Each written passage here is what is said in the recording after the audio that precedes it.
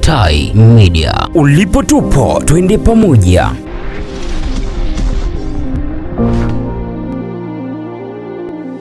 Bwana awe nanyi.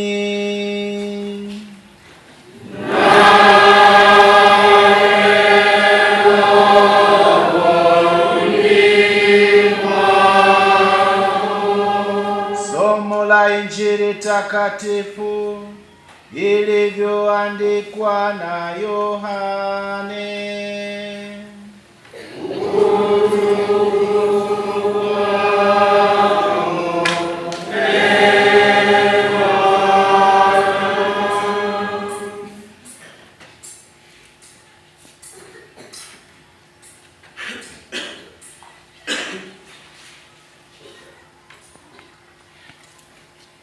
Basi kabla ya sikukuu ya Pasaka, Yesu hali akijua aliwapenda watu wake katika ulimwengu, aliwapenda upeo.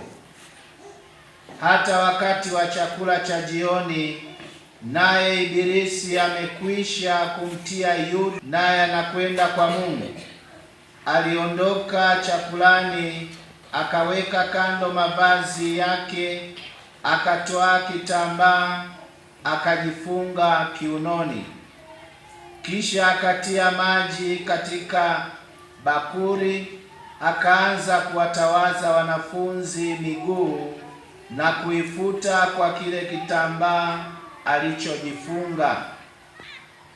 Hivyo yuaja kwa Simoni Petro, huyu akamwambia, Bwana, wewe akamwambia, kama nisipokutawadha huna shirika nami. Simoni Petro akamwambia, Bwana, si miguu yangu tu, hata na mikono yangu na kichwa changu pia. Yesu akamwambia, yeye aliyekwisha kuoga hana haja ila ya kutawadhwa miguu, bali yu safi mwili wote.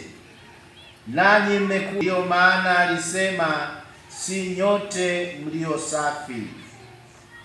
Basi alipokwisha kuwatawaza miguu na kutwaa mavazi yake na kuketi tena, akawaambia, je, mmeelewa na hayo niliyowatendea? Ninyi mwaniita mwalimu na Bwana, nanyi mwasema vema, maana ndivyo ilivyo. Basi ikiwa mimi niliye Bwana na mwalimu nimewatawaza miguu, imewapasa vivyo hivyo kutawadhana miguu ninyi kwa ninyi, kwa kuwa nimewapa kielelezo, ili kama mimi nilivyowatendea nanyi mtende vivyo hivyo. Neno la Bwana. Upendo wa ajabu, anakaa na kula nao, na hivi katika chakula hicho anaanza kutamka namna ya kusalitiwa na kadhalika. Pia katika siku hii tumesikia Kristo anawaosha miguu mitume wake, ishara ya unyenyekevu, ishara ya utumishi. Anaonyesha ni namna gani mtumishi anapaswa kuwa. Tukio hili Kristo anatufunza kwamba vyeo vyetu, nafasi zetu za kazi tulizo nazo ni sehemu ya utumishi, si sehemu ya kuwanyanyasa watu kwa nafasi hizo tulizo nazo, bali ni sehemu ya utumishi. Ili ukipata nafasi yoyote ndani ya kanisa, katika serikali na kadhalika, ni nafasi ya utumishi. Uwe tayari kuwatumikia wengine. Wale waliooshwa miguu, hata Yuda alikuwepo kama mtume, aliwaosha wale mitume wake 12, na Yuda kiwemo, na Yesu akitambua wazi kwamba huyu ndiye atakayemsaliti, lakini alimtumikia akamwosha miguu. Siku hiyo hiyo na shetani akamwingia Yuda ili amsaliti Yesu.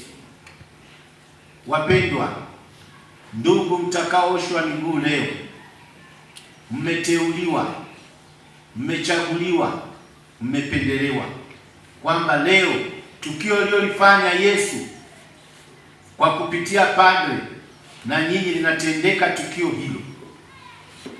Hivi muangalie sana ni kazi ya namna gani inayotendeka kwenu, ni upendo wa namna gani kanisa linatenda kwenu. Muwe ishara njema, msiwe kama Yuda. Baada ya kuosha miguu akamsaliti Yesu. Kuna sehemu Mkristo alioshwa miguu, siku hiyo hiyo hakulala kwenye familia yake. Siku hiyo hiyo hakulala kwa mke wake, enda kulala huko mtaani. Siku hiyo hiyo alioshwa miguu. Huyu hana tofauti na Yuda.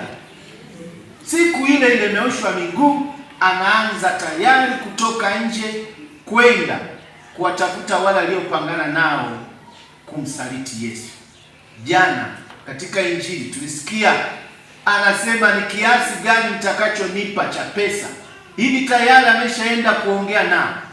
Leo anaoshwa miguu, baada ya karamu ya mwisho anaenda kukamilisha jambo lake. Yesu anasema mmoja wenu atanisaliti. Hivi ndugu zangu, muone heshima mliopewa na kanisa. Kama nilikuwa legelege katika kusali, ni nafasi ya kurudi. Nimeoshwa na miguu, ni nafasi ya kurudi. Wako wengi, lakini leo mwaka huu wamekupendelea wewe.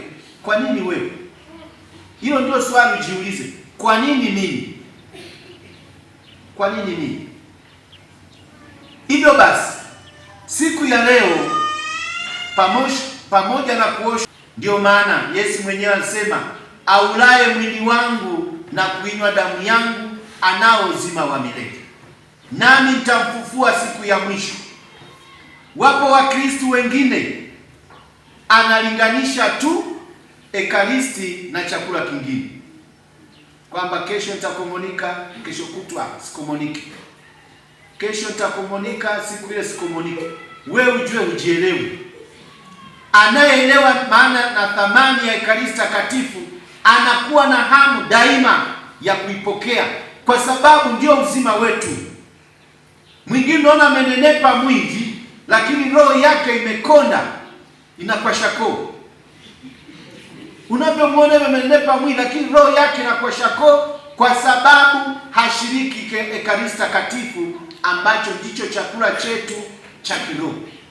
Ndiyo maana tunaalikwa daima kuipokea ekaristi takatifu mara nyingi zaidi. Kama tumemkosea Mungu na wenzetu, tunayo nafasi ya kurudi na kuomba msamaha na kuendelea na kupokea ekaristi. Sambamba na hilo, Kristo ametuwekea leo sakramenti ya daraja takatifu, yani upadre, kwamba anapoondoka Kristo aache mitume wanaendeleza kazi yake kuhubiri. Tumewachia kina mama. Sasa mama amekuwa mwanaume mwenyewe, mwanamke mwenyewe, kwa sababu wanaume tumerudi nyuma, tumekuwa legelege, tumeacha yale aliyotuambia Mwenyezi Mungu. Mwanaume utakula kwa jasho, usisubiri kubebwa. Usisubiri kubebwa, utakula kwa jasho, na ndio kazi yako. Kila mmoja alipewa kazi yake. Wewe nyoka utatembea kwa tumbo. Asianze naye kulalamika, mbona mimi sina miguu? Utatembea kwa tumbo na mavumbi utakula. Hivi yapo mambo ambayo ni ya asili. Mapendo na upendo ni amri. Kumpenda mwenzako ni amri ambayo Kristo ameiweka kwetu sisi wa Kristo.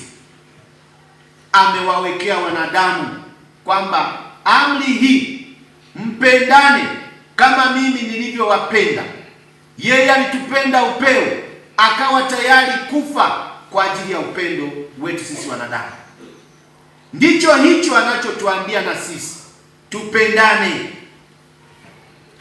tusibaguane wanadamu. Vita, mapigano, chuki, hivi vyote kwa sababu tumevunja amri ya mapendo ambayo Kristo ametuwekea sisi wanadamu. Hivi ndugu zangu, leo tunaalikwa kwa namna pekee tuanze upendo kuanzia kwenye familia. Charity begins at home. Upendo unaanza kwenye familia. Sidhani kama wewe baba utaonyesha upendo nje kama kwenye familia yako huna upendo. Mama, sidhani kama utaonyesha upendo nje. Upendo ndio maana sasa wapendeni hata adui zenu. Sisi hatuna mipaka. Upendo vuke mipaka. Kuna jirani yako anahitaji, usiangalie kwamba huyu ni Mkatoliki mwenzangu. Hapana. Msaidie kama una uwezo. Ndio upendo wenyewe. Lakini ukajibagua ukasema mimi Mkatoliki nitaonyesha upendo kwa Mkatoliki mwenzangu, mwingine hata kumsalimia simsalimii. Huo upendo sio wa Kristo. Huo ni upendo wangu. Upendo wetu ambao Kristo ametuachia hauna mipaka, hauna masharti. Tumsifu Yesu Kristo. Amen.